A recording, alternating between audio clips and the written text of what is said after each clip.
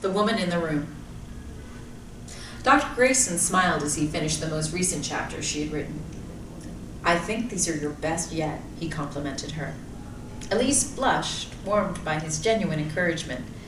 "Do you think there might be a chance I could get published?" she asked. The hesitant look on his face was answer enough to her question. "The publishing world can be very cruel, Mrs. Whiteley. If they were to reject your hard work..." Yes, of course, you know best."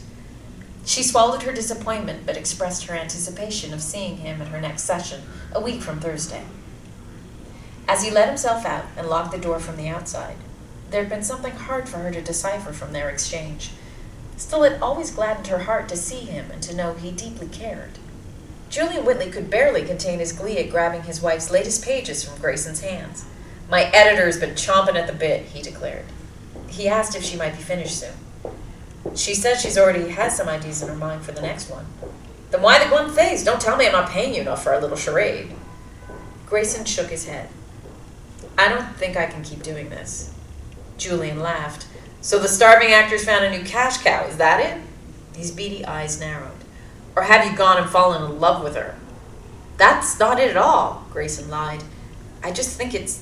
He bit back the word reprehensible and replaced it with unkind. Keeping a fragile wife in a prisoner in her home was one thing. Stealing her talent and passing it off at one's own was quite another. "If you're tired of playing the good doctor," Julian mocked him, "I'm for sure there's no shortage of others to take your place." If he were out of the picture, Grayson dreaded to imagine what fate might await his vulnerable patient. "It was just an observation," he murmured. "Good then," Julian replied. "Same time a week from Thursday."